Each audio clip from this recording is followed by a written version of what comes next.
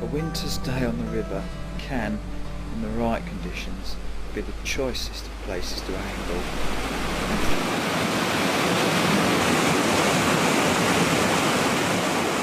By the beat of the Wessex River, hoping to tempt some Grayling, Dace, Pike, and perhaps even the odd salmon or sea trout.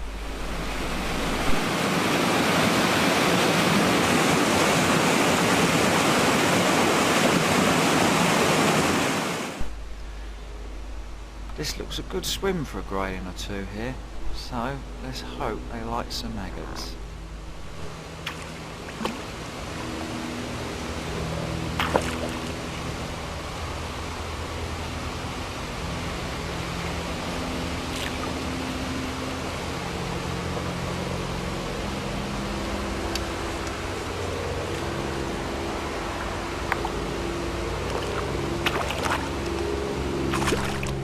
Well, that's not a bad grayling to start the day with. Not a monster, but a very nice fish getting on for about a pound.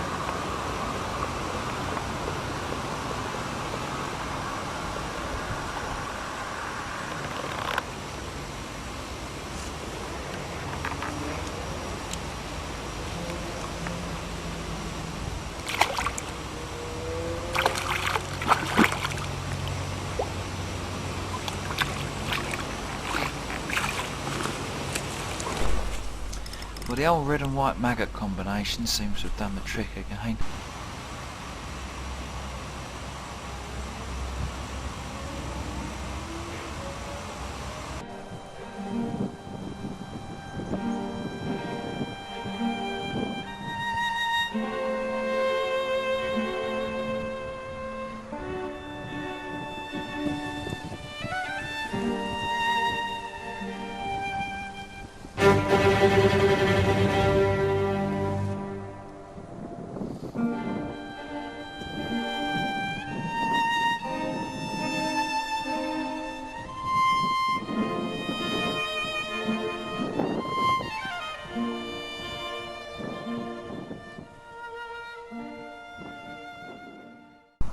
Steve's decided to fish a deep pool which lies after the shallow riffles. He's thinking there will be some big grayling lying in wait, which are hoping their breakfast will come to them.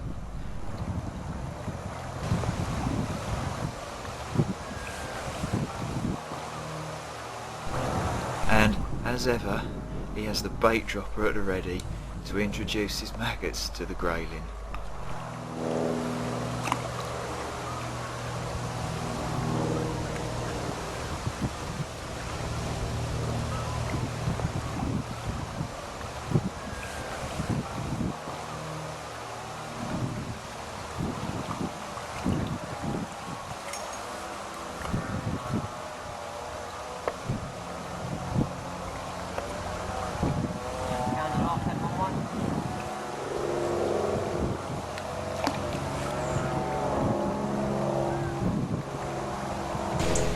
Well, it's not so much of a trot this swim, but the grayling don't seem to mind, for almost straight away Steve finds himself with a grayling tugging away at the end of his line.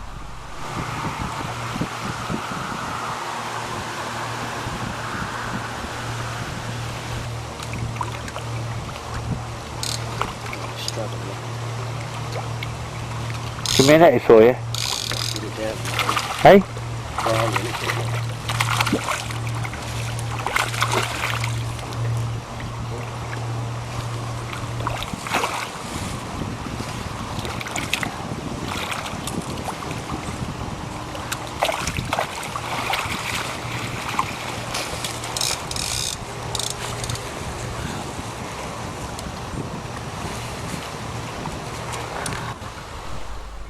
Now it is often said that patience is a virtue, but anyone who knows Steve would know that he's not what you'd call a patient angler. And for someone who could fish every swim on the beat in a single day, it's really quite an achievement to find him still persevering away here.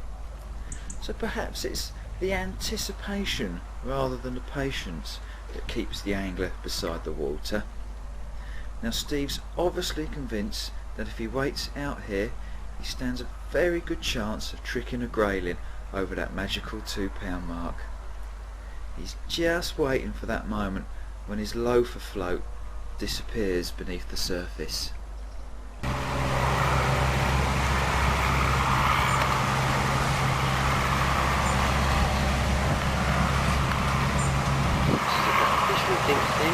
Yeah? Yeah. So it don't fall off. Oh dear, best you not say anything next time, Steve. Things do have a habit of coming true.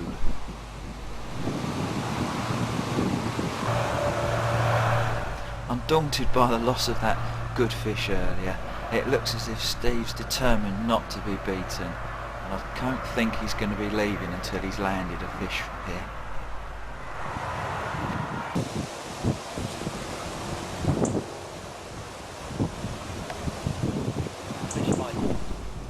Now remember, Steve, be very careful what you say. I can tell this one.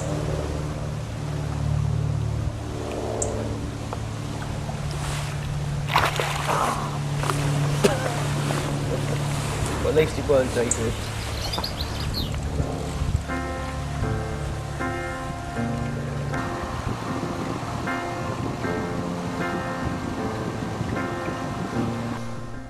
After contemplating it, Steve refrained from throwing himself into the river. And in reward, the river gods have given him a consolation dace. And it's not a bad one either.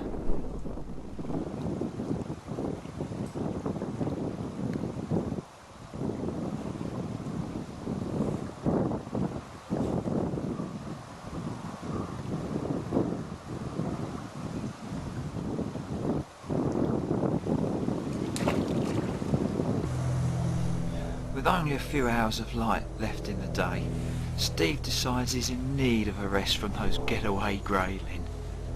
He's broken out the pike tackle and he's exploring a classically looking pikey slack.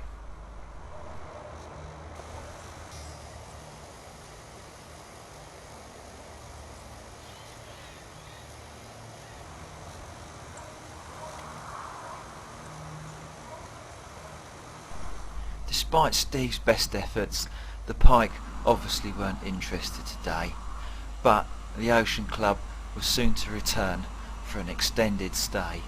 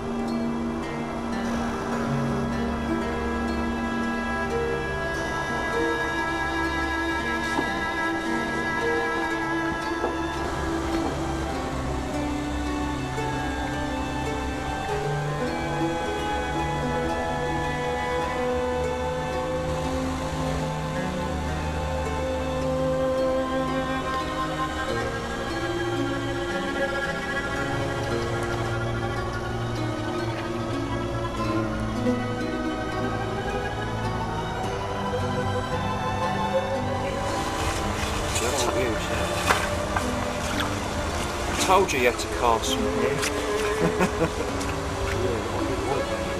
No, I've got it out of the way for you. Using mixed pike rod, Wayne's had a pike first cast, and on a cold winter's morning such as this, just the ticket to get the blood flowing.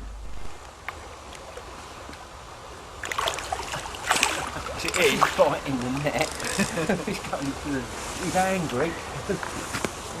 Just as well it's only a jack, otherwise it wouldn't have gone in that little butterfly net.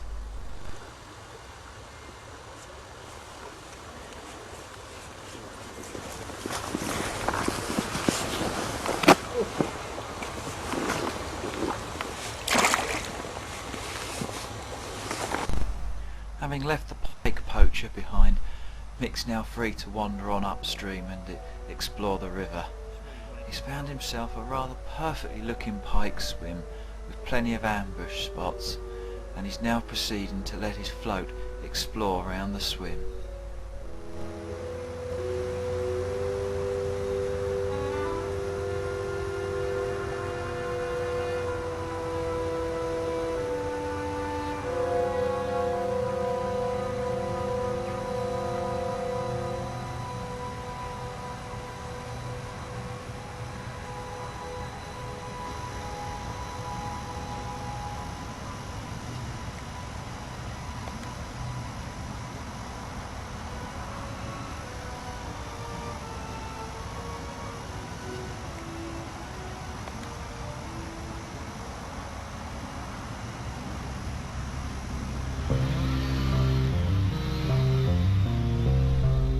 Big allure of fishing for pike is that float. There's that continual expectation that at any moment that float could just vanish beneath the surface in an absolute instant.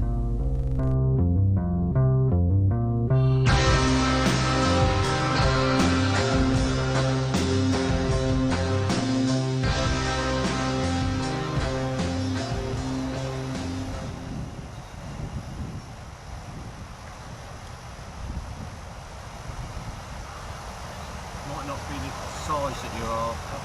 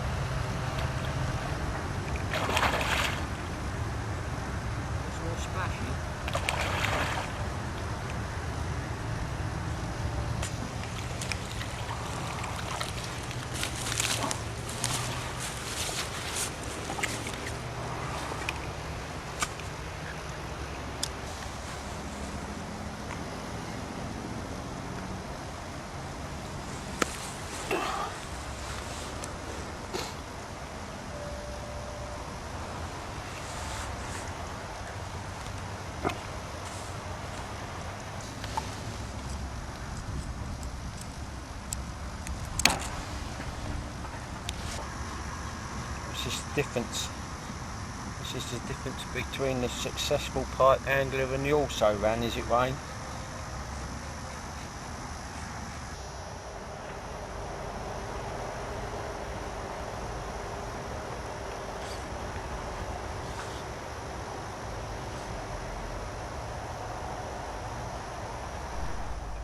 Pike fishing is often a waiting game, and at times it's best to go and try and find them rather than let them come and find you.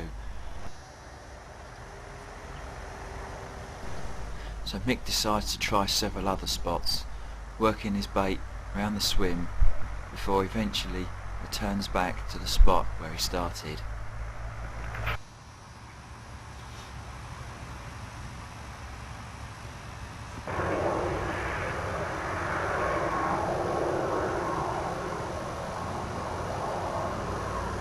alright, but the grayling get pretty slow.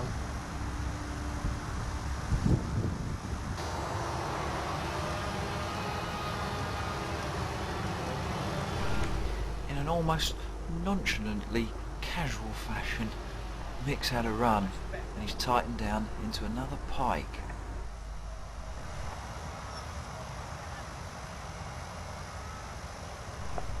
Though, unlike the last pike, this one's not much of a fighter and is soon on the bank.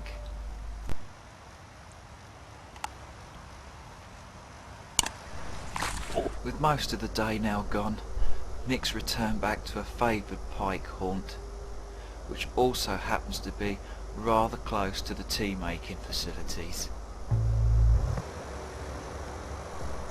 Tea and biscuits soon, Mick.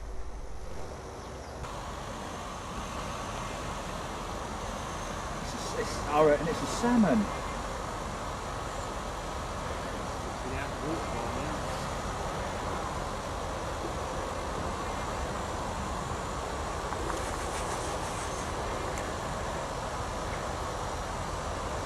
Feels fairly good.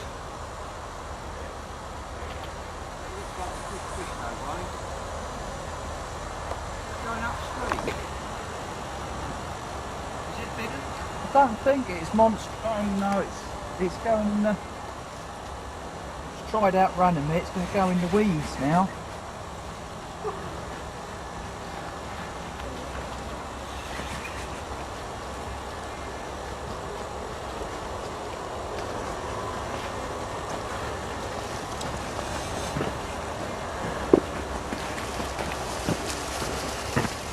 Isn't it?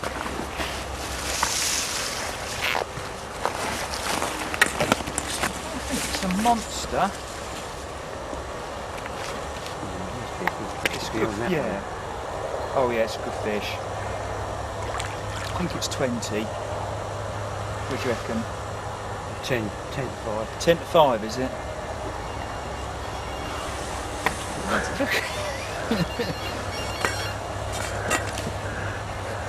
Getting close to being ready.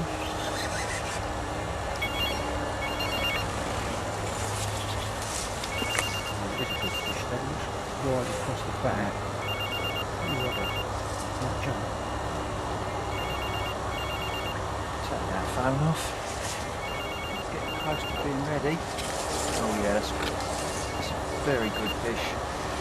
Yeah, do you want me to come back behind you, Mick? Yeah. Be easy, isn't it?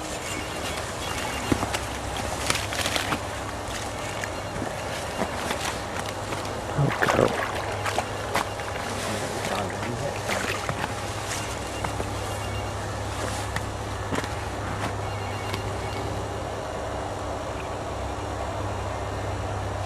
That's Pike. I mean, we've done that part of it.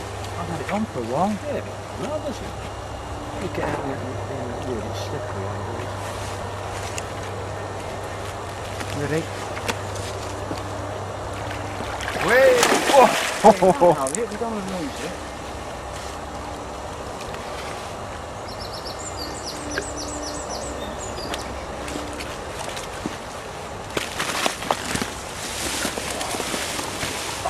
That's a cracker.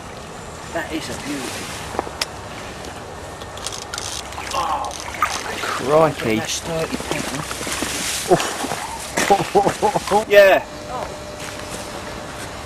Wow, look at that.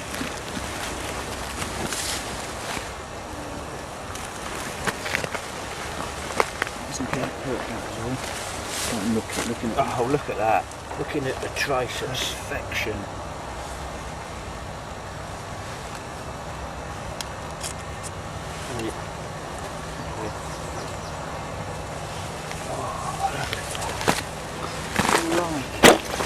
Oh, come on, let's get out of this hellhole.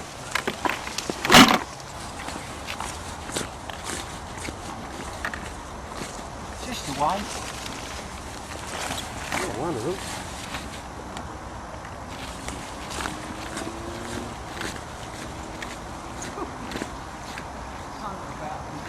You'll have to get a DVD player, you will.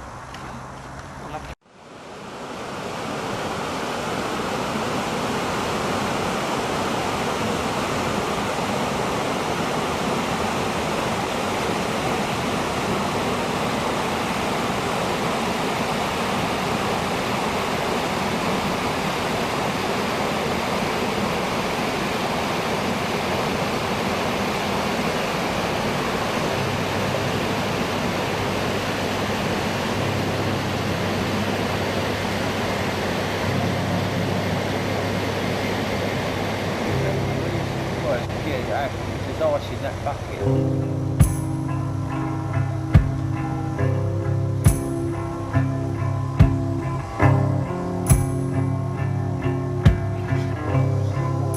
No ice on the car, is there?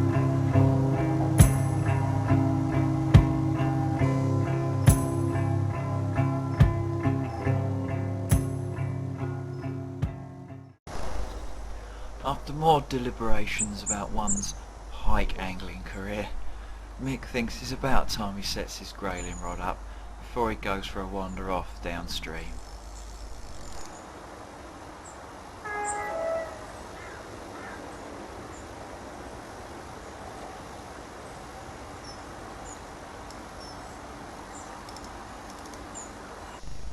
Travelling with both pike and grayling rods enables Mick to tailor his fishing to particular swims on his travels today. He stopped off to pike fish first in a swim which he knows has a pike in it, though today they're seemingly not hungry and are rather disinterested in his bait. I haven't seen anything jump.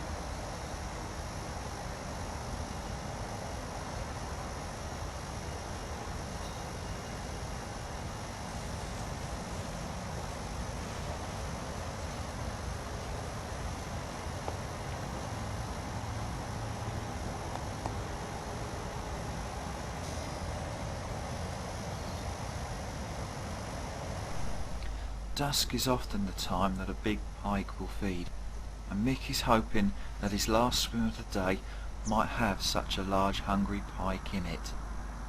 He fishes on till he can hardly see his float, but the pike are seemingly gone away today. Thinking along the same lines, he decides enough's enough and sets off home for a hot bath and a sea bass dinner at the local hotel.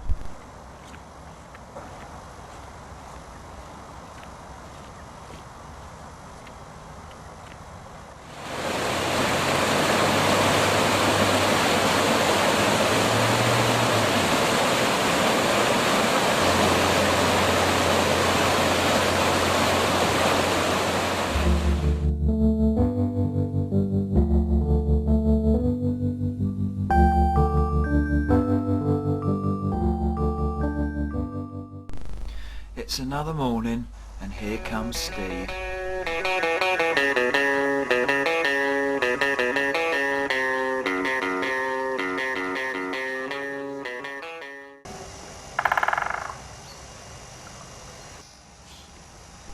Steve's hoping for an early morning grayling. On the opposite bank, a greater spotted woodpeck is hammering noisily into an oak tree, hoping to find a tasty morsel for his breakfast.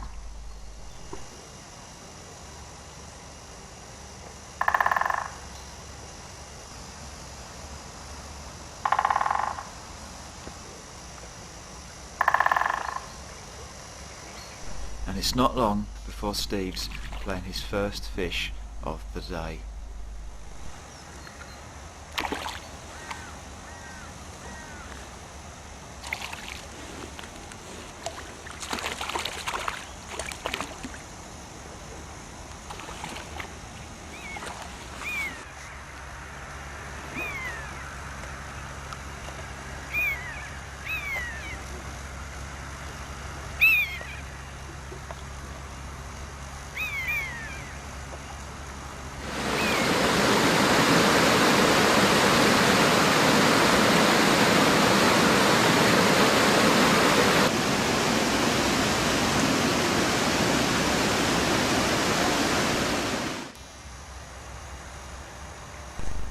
True to form, having covered much ground on the lower half of the fishery, we now find Steve on the upper limits.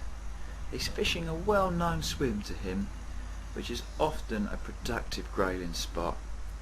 In fact, Steve is so often to be found here that this swim is generally known as Steve's.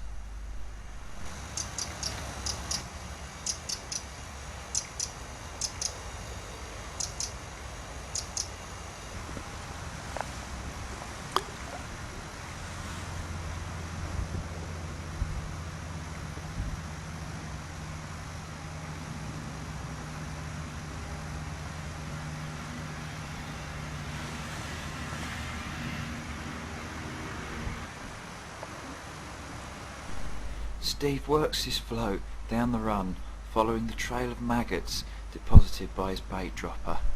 Slight pressure from his thumb upon the rim of his centrepin slows his float down, giving a more natural presentation, which should, if done right, entice a grayling to bite.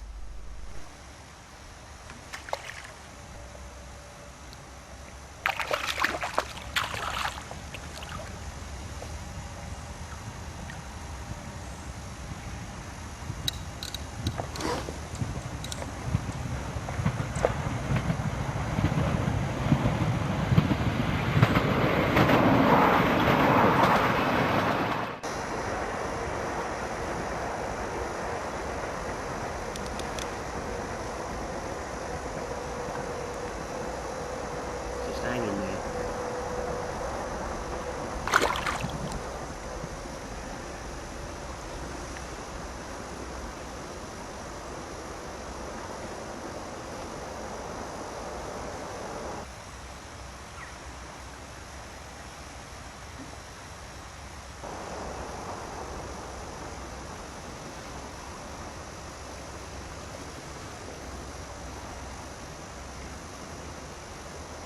Somebody pound and a half in it.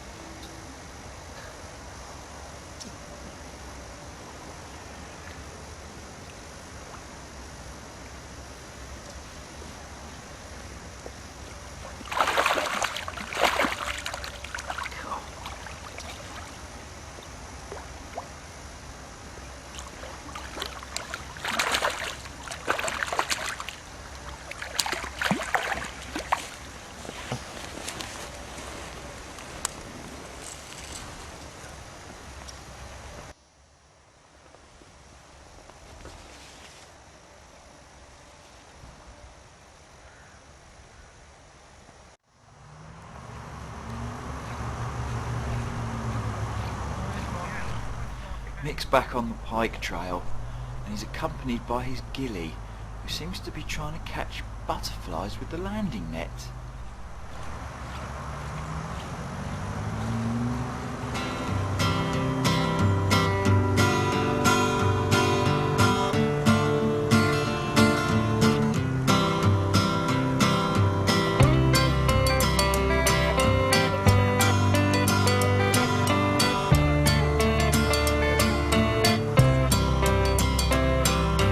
Today is a day when many fine things will come.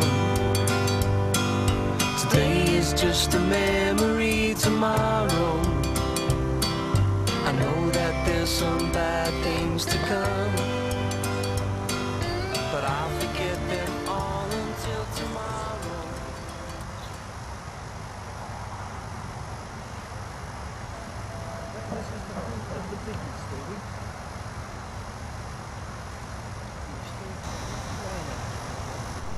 Amongst the Ocean Club members, this particular swim that Mick's fishing is known as a bit of a pike hotspot. In fact, it's such a good spot that it's often referred to as the Mug's Hole for pike. And true to form, it's not long before there's an obliging Esox.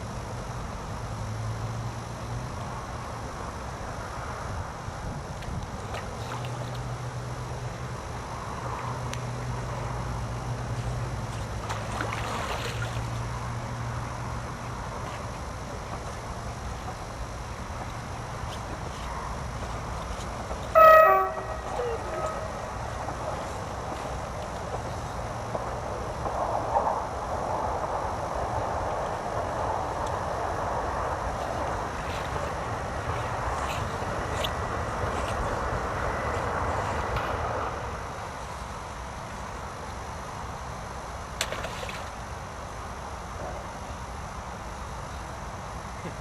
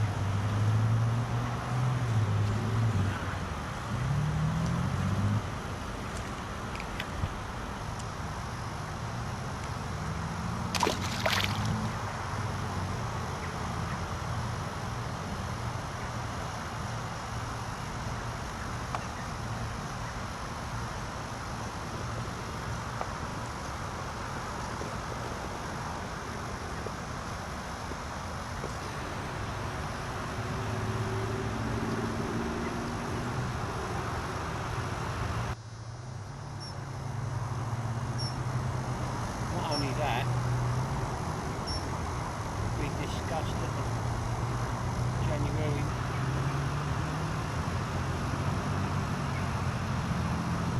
Don't you ever bloody talk to me like that again, Oliver. And they stood Oh no, he's talking about bowls.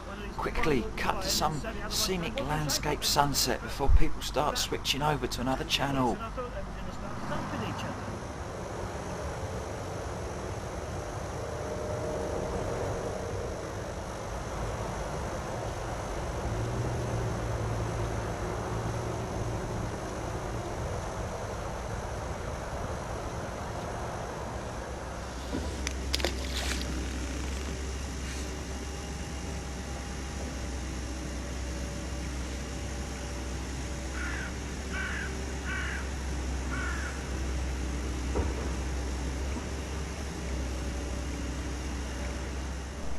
With the weather having been perfect winter conditions for Grayling and Pike, that being cold, crisp and clear sunny days, the last few hours of the trip saw a dramatic change in weather as a small storm took a grip.